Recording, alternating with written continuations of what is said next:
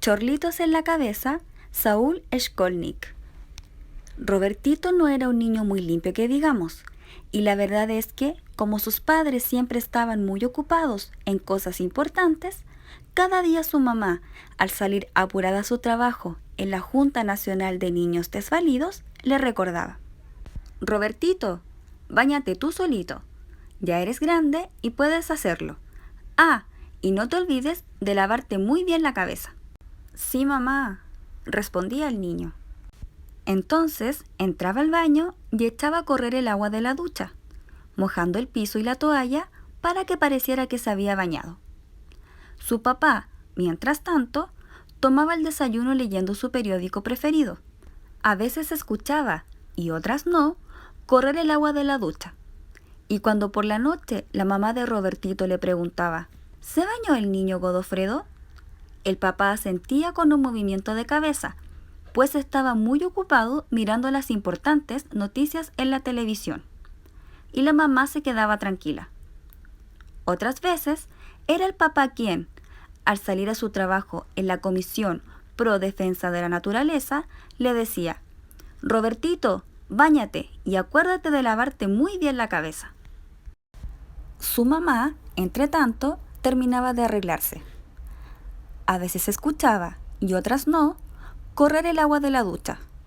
Y cuando por la noche el papá le preguntaba: ¿se bañó el niño, Estefanía?, la mamá asentía con un movimiento de cabeza pensando en: vaya a saber qué problema de su oficina. Entonces el papá se quedaba tranquilo. Y como nadie se aseguraba de que Robertito se hubiera bañado verdaderamente, ¿para qué hacerlo? Así las cosas, cada día se iba acumulando más polvo sobre su cabeza. Pelusas, semillas, basuritas y cualquier cosa que cayera sobre su pelo negro enrulado. Ya no volvía a salir de ahí nunca más.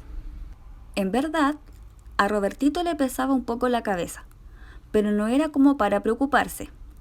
Un día, sin embargo, las cosas comenzaron a complicarse, pues esa mañana, cuando abrió el agua de la ducha, algunas gotas mojaron el polvo que había sobre su cabeza y la semilla empezó a germinar.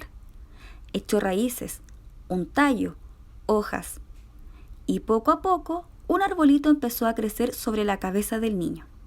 Por supuesto que ni la mamá ni el papá de Robertito se dieron cuenta de aquello, y menos de los dos chorlitos que llegaron allí en busca de un lugar donde hacer su nido. La verdad es que a Robertito le pesaba cada vez más la cabeza, pero no tanto como para preocuparse. Y llegó la primavera. La chorlito hembra puso 3 pequeños huevos en su nido. Y no mucho tiempo después, 3 hermosos polluelos piaban felices en el nido construido entre las ramas del arbusto que Robertito tenía sobre su cabeza. Pero como su papá y mamá estaban demasiado ocupados en la Comisión Pro Defensa de la Naturaleza y en la Junta Nacional de Niños Desvalidos, no se enteraron de lo que estaba pasando sobre la cabeza de su hijo. Hasta que una noche, en medio de la oscuridad, se oyó un pío, pío, pío. La madre de Robertito despertó. Godofredo, Godofredo, escucha. ¿Qué pasa, mujer? Oigo ruidos extraños en la casa. ¿Por qué no vas a ver lo que sucede? Va, no es nada, yo no oigo nada. Oigo ruidos en el dormitorio del niño. Estás soñando, Estefanía, vuelve a dormirte mejor. Pero en ese momento se oyó un pío, pío, pío. ¿Oíste? Sí, está bien, iré a ver, aceptó el padre y levantándose bastante a desganas, fue a la pieza de Robertito y encendió la luz. El niño perturbado se despertó y se sentó en la cama. ¡Ouch!, exclamó el papá al ver lo que estaba viendo. Estefanía, Estefanía, ven rápido. La señora se levantó y corrió a la pieza del niño.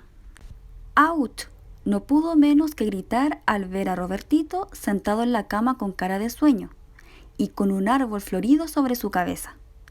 Y entre sus ramas, un nido en el que 3 pequeños chorlitos piaban hambrientos. ¡Pío, pío, pío! ¡Horror!, se escandalizó la mamá, que hacía mucho, mucho tiempo que no miraba con detención a su hijo. Robertito tiene chorlitos en la cabeza. ¡Horror! Fin.